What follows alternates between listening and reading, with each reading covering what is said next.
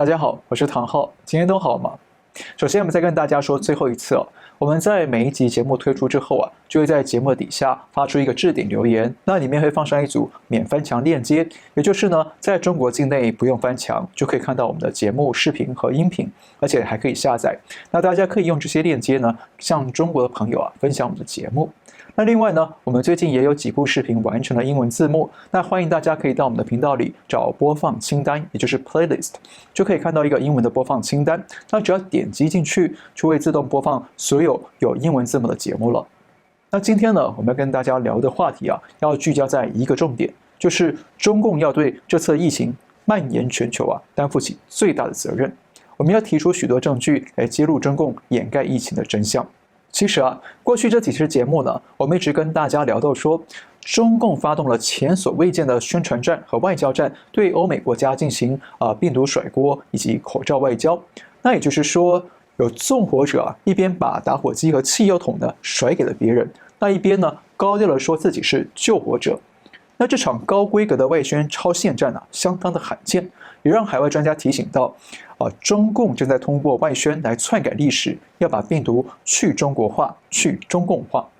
那中共的宣传战也引发欧美国家的严重不满，不但呢，美国国会议员提案全面调查中共的责任，还要求中共赔偿损失。那英国首相 Boris Johnson 在确诊感染病毒之后也表示震怒，准备在疫情过后呢重新审视中英关系，并且可能会拒绝华为参与英国5G 网络建设。但是啊，最令人意外的是，对于欧美的震怒追究，中共外交部竟然说是欧美想要把病毒甩锅给中方。外交部发言人华春莹说：“他们难道不心虚、不愧疚？这些人试图制造出一只世界上最大的锅甩给中国，让中国成为最大的替罪羊。但这锅太大了，对不起，甩不出去的。这就是贼喊捉贼，不是吗？”所以啊，我们接下来要提出许多具体证据来厘清这次中共病毒来源以及疫情蔓延全球的责任应该落在谁身上，谁才是这场全球病毒战的首要战犯。那我认为啊，至少有12项证据。证据一，中共在疫情爆发前已掌握病毒。我们知道，这次的中共病毒在去年底爆发了疫情。那湖北当局呢，在12月31号才首度对外承认出现的不明原因肺炎疫情。那到了1月9号才宣布呢，肺炎是由新型冠状病毒，也就是中共病毒导致。但是啊，早在2018年4月5号，央视就曾经报道过，科学家发现了一种源自蝙蝠的新型冠状病毒，而且当时受访者是武汉病毒研究所的研究员周鹏。现在病毒已经分离出来了，我们也制备了相应的抗体疫苗。而到了去年9月18号呢，武汉天河机场举办了一场新冠病毒，也就是中共病毒的感染应对演习。那这两个消息啊，是不是已经证明了病毒很可能就是来自中国境内？因此呢，早期的病例才会都集中在研究病毒的武汉病毒所周边地区呢？那事实上啊，早在2015年11月，当时的病毒学国家重点实验室副主任，也就是现任的中山大学医学院院长郭德盈呢，就曾经在武汉病毒所举行一场新发冠状病毒的演讲。只是当时的新发冠状病毒是否就是后来的新型冠状病毒，也就是中共病毒呢？那这可能得问郭德盈本人了。不过呢，从这些证据来看呢，中共方面应该早就掌握了这次的病毒，甚至呢还研发了疫苗，所以呢才会在武汉机场举行病毒演习。而且啊，最起人疑窦的是，一般疫苗至少都需要1-2年时间才能够研制完成。而日前，中国疾控中心流行病学首席专家吴尊友才刚受访表示说，疫苗的研制要经过3期的临床试验，因此呢，最短也需要6个月的时间才能证明疫苗是有效的。然而，中共军方在3月18号发布消息称，军方已经成功研制出疫苗。不过呢，仔细的看疫苗上的照片上写着生产日期是2020年2月26号。那如果往前推6个月，等于是军方早在去年8月就已经开始研制疫苗了。那换句话说，中共军方早在去年8月或以前就已经掌握了这次的病毒。那如果是这样的话，刚刚提到的那些证据也就都一切合理了，不是吗？那如果中共早就掌握了病毒，为什么还迟迟掩盖疫情，应对迟缓，造成大量的中国人民伤亡呢？那这责任不应该算在中共身上吗？证据2，学术研究与媒体证实，去年11月疫情已经发生。香港南华早报在3月13号披露过，根据中共内部资料，目前官方掌握到的第一名确诊病患是一名55岁的湖北居民，那确诊日期是去年11月17号，比官方承认疫情发生了早了1个多月。而且金银潭医院副院长黄朝林等人呢，在今年1月24号，在国际权威医学期刊《柳叶刀》发表了一篇研究，发现了他们掌握到了早期病患最早发病的是在12月1号，也就是说呢，疫情的传播是在11月或者更早就已经开始发生了。所以这2项关键证据都显示，中共病毒应该是在去年的11月或者更早就已经开始感染人。但是当局为什么不吱声、不警告民众呢？这个责任中共不该扛吗？证据3，疫情爆发后，中共延迟向世卫通报。我们知道2003年 SARS 的教训震撼了全世界，因此呢，世界卫生组织在2005年呢通过了新版的国际卫生条例，要求世卫所有成员国包括中国，如果遇到 SARS 或者由新亚型病毒引起的类似疾病呢，有责任在24小时之内与世卫组织共享相关信息。但是世卫一直要到1月9号才发出声明，说中方初步证实有一种新型冠状病毒在武汉造成肺炎疫情。那无论中共是在11月或者12月才掌握疫情，那中共显然没有按照规定在24小时之内向世卫通报，那势必得承担延误通报的责任。证据4，政治施压不让疫情上报。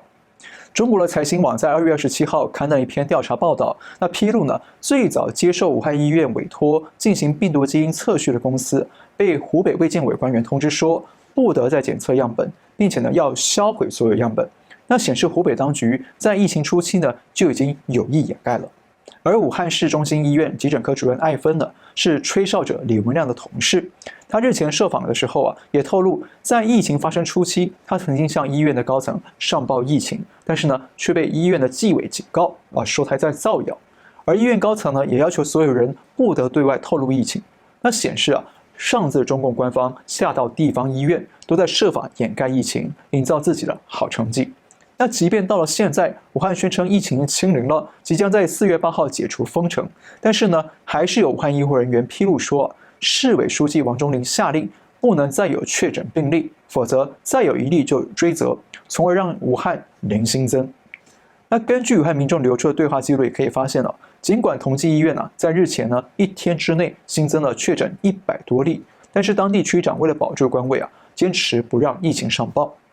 那换句话说，种种迹象都显示，中共官方从疫情开始到现在，都一直在进行政治施压，掩盖疫情真相。证据5，掩盖疫情人传人，耽误民众防疫。疫情发生之后呢，中共卫健委专家王广发先是对外声称说疫情可防可控，不会人传人。结果10天之后，王广发自己就确诊了。那1月20号呢，专家组组长钟南山才正式出面对外承认说病毒可以人传人。然而呢，根据著名的医学期刊《新英格兰医学杂志》在1月29号发表一篇研究指出从425位早期病患来分析，武汉很可能在去年12月中就已经出现了人传人的现象。那也就是说，中共一直不愿公布疫情真相，一直掩盖病毒会人传人，从而导致大量的民众无法提前防范，造成众多人员伤亡。那这个责任自然要算在中共身上。证据6，隐匿疫情实况，假造数据上报。我们以前就说过，我们通过权威渠道得知，中共在疫情数据造假，掩盖疫情真相。那直到现在还是如此。所以中共官方数据并不可信，所以呢，我们也是几乎不提。那事实上呢，从部分外流的地方政府公文也可以看到，当局要求下级单位把疫情相关的内部文件和数据销毁，并且要求接触过数据的人员签署一份保密承诺书。那这么诡异的措施很可能是为了隐匿疫情真相。那香港南华早报也披露过，中共为了美化确诊人数的账面数据，特意把无症状感染者不列入确诊案例。那这个计算方式呢，并不符合世卫组织的定义。那根据官方数据，中国至少有4.3万名无症状感染者。那又根据海外媒体披露的中共内部文件山东省的实际确诊人数是官方对外公布的好几倍。而香港电台的报道也披露过，武汉医院为了配合当局的疫情清零还有复工的主旋律用拒绝检测的方式不让出现新的确诊病例，从而维持疫情的零增长。那像这类隐匿疫情假造数据的证据还有很多很多，就连最近武汉的殡仪馆开放病患家属领取骨灰，那骨灰盒的数量远远多于官方宣称的死亡人数，也引发国际媒体的追踪调查，质疑当局隐匿疫情。证据7：打压说真话的吹哨者、送哨者、公民记者。在这次疫情当中中共对许多敢说真话、讲出第一线疫情真相人员都进行了不同程度的打压，包括大家耳熟能详的吹哨者李文亮医生，还有后来向媒体披露武汉医院掩盖疫情的送哨者艾芬医生，不但遭到了当局的追查和恐吓，也被要求晋升。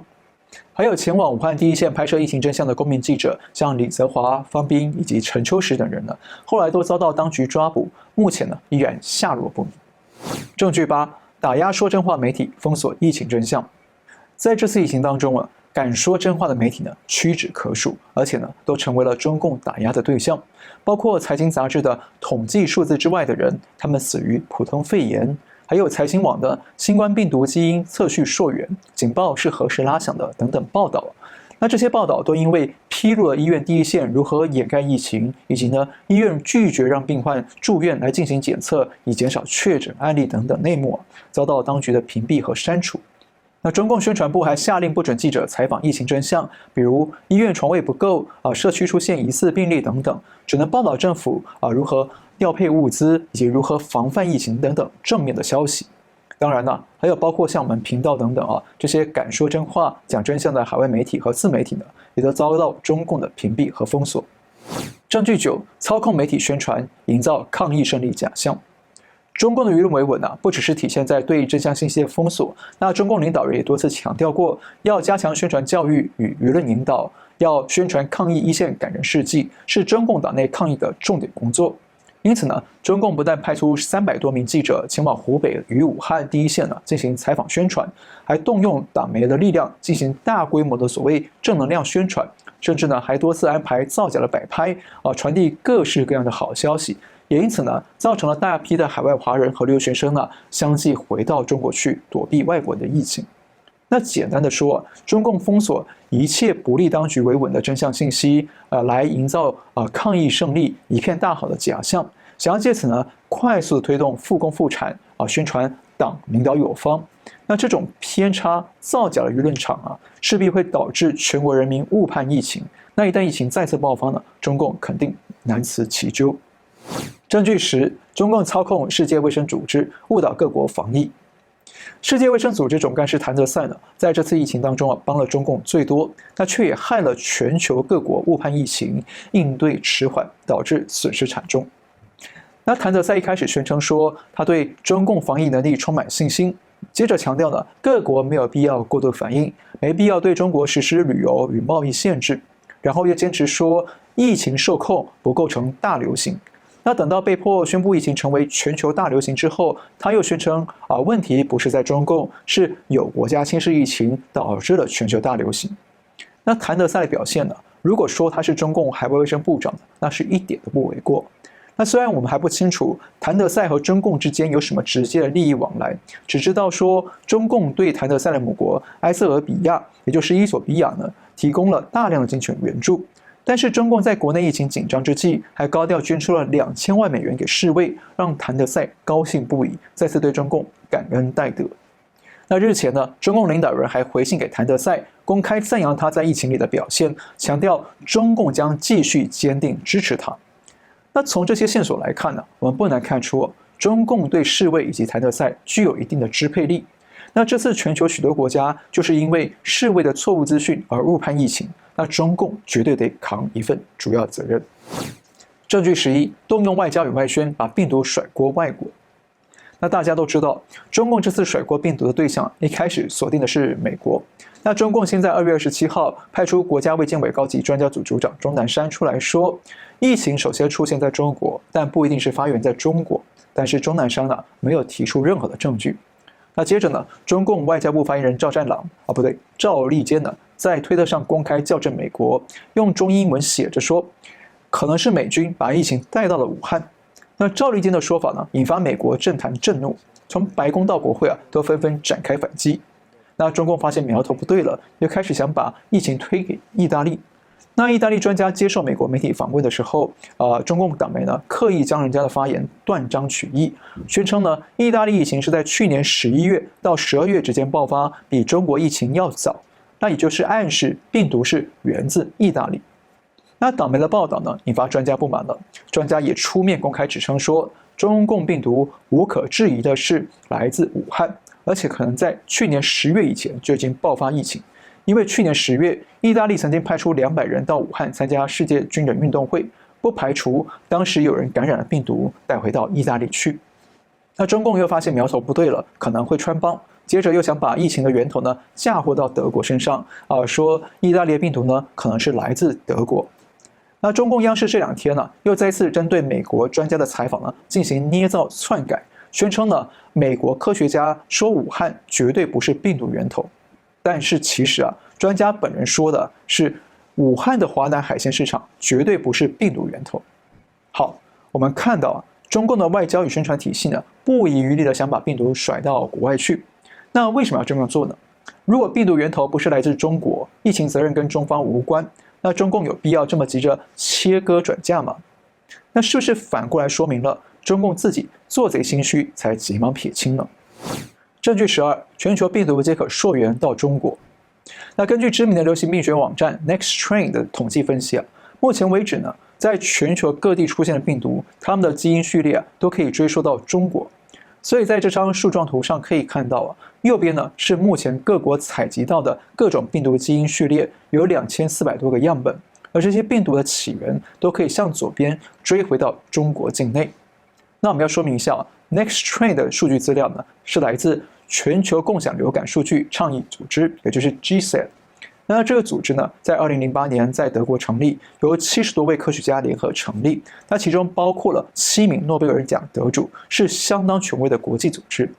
那 NextTrain 的分析里提到说，这些数据表明了，在2019年11月至12月某个时间，这些病毒样本共有一个共同祖先。那用白话来说呢，目前在世界各地流传病毒，它们的起源很可能都是来自中国，而且是在去年11月左右开始爆发传染，继而向中国各地以及世界各地传播，并且持续的发生变异。所以说病毒的源头和疫情的责任归属呢，中共都很难逃脱关系了。好，我们再跟大家总结一下，至少有12项证据证明中共必须对这场疫情担负主要的责任，包括了1. 中共在疫情爆发前已掌握病毒。2. 学术研究与媒体证实，去年11月疫情已经发生。3. 疫情爆发后，中共延迟向世卫通报。4. 政治施压，不让疫情上报。5. 掩盖疫情人传人，耽误民众防疫。6. 隐匿疫情实况，假造数据上报。7. 打压说真话的吹哨者、送哨者，还有公民记者。8. 打压说真话媒体，封锁疫情真相。9. 操控媒体宣传，营造抗疫胜利假象。10. 中共操控世卫组织，误导各国防疫。11. 动用外交与外宣，把病毒甩锅外国。12. 全球病毒皆可溯源到中国。我们要强调一点了，我们整理出这么多证据的目的不是为了指证这次的中共病毒是来自中国，而是要强调，无论是在病毒的来源、疫情的掩盖、误导等等，都与中共有关。中共当局必须对这场祸延全球的疫情担负起最主要的责任。那最后我们要借用华春莹的话来总结，这锅太大了，对不起，你们中共甩不出去的。今天先聊到这里，如果你喜欢我们的节目呢，请记得订阅、留言、按赞，跟你亲朋好友分享。我们下次再会。